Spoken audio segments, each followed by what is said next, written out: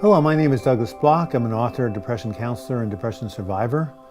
Welcome to your Depression Recovery channel, where each week we talk about practical tools and coping strategies for healing from depression and anxiety. And of course, we start off with a little bit of humor.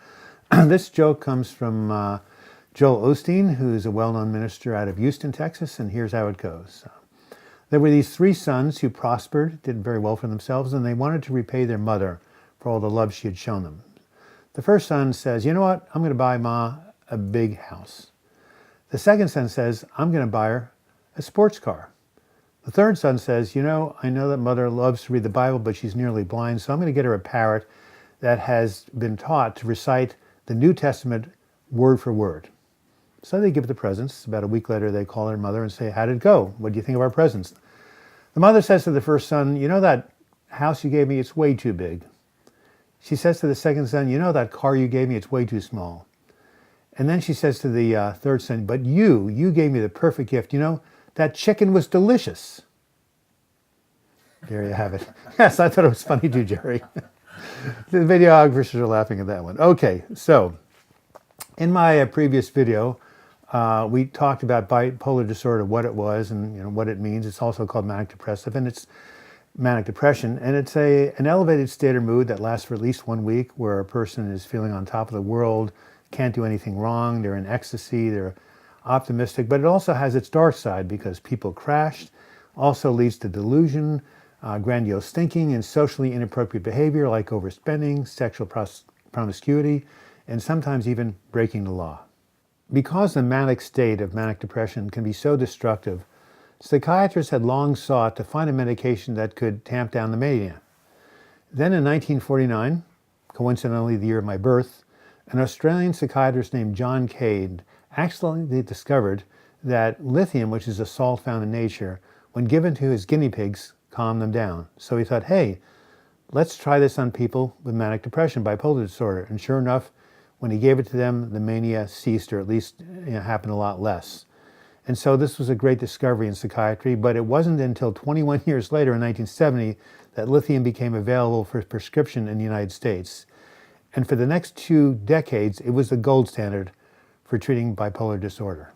Now, there is a downside to taking lithium, and that is that therapeutic levels are very, very close to toxic levels, and lithium poisoning can cause coma and death.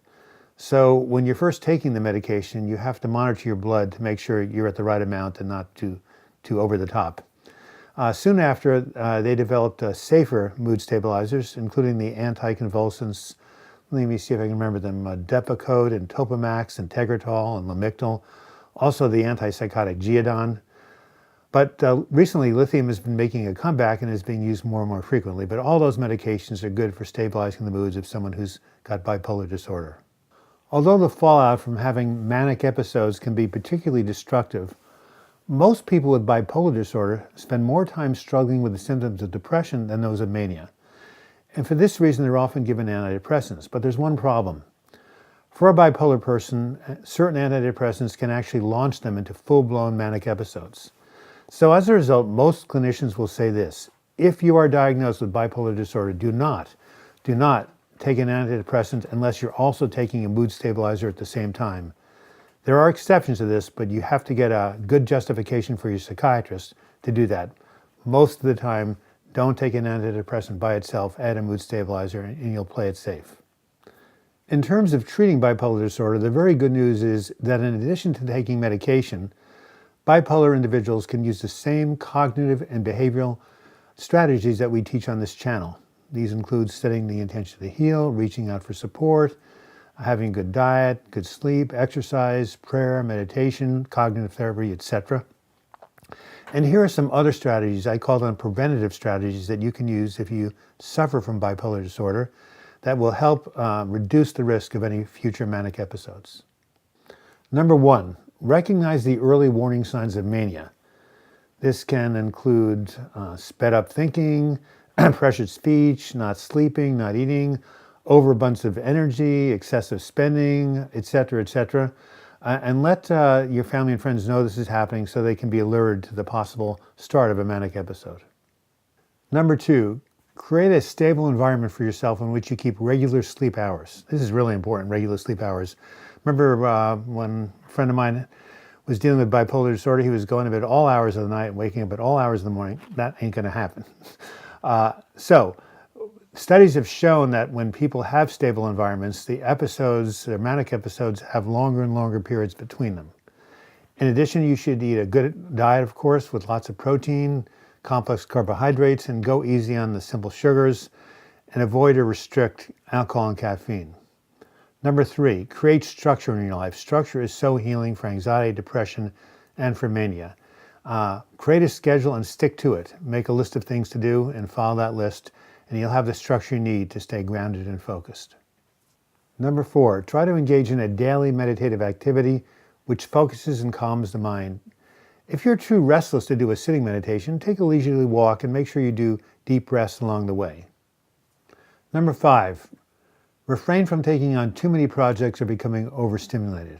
If you feel an excess of energy overtaking you, channel it into something physical, such as doing the dishes, mopping the floor, weeding the garden, cleaning out the basement, etc. Just get that energy out of your system by doing something physical. Number 6, use psychotherapy or support groups in order to explore the emotional aspects of the illness and to get support during times of stress. Number 7, if things are really starting to get out of hand, call your doctor or therapist. Especially do this when you notice you're losing sleep, because loss of sleep is a major contributor to a manic episode. Number 8, ask a good friend or a family member to track your activity level. Sometimes a manic episode can sneak up on you and another person can spot it before you do.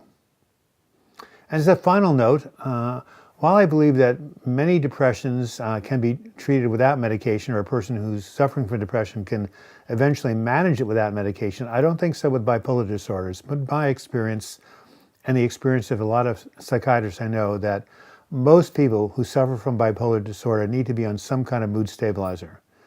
And if this is the case for you, remember, always combine it with lifestyle habits and lifestyle activities, because medication plus behaviors plus positive thinking is better than medication alone.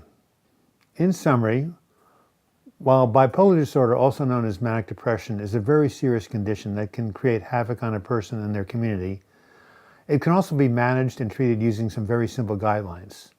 Now, I understand why a person would want to seek states of euphoria, but I also know that a lifestyle of balance and contentment is much more conducive to producing long-term mental health.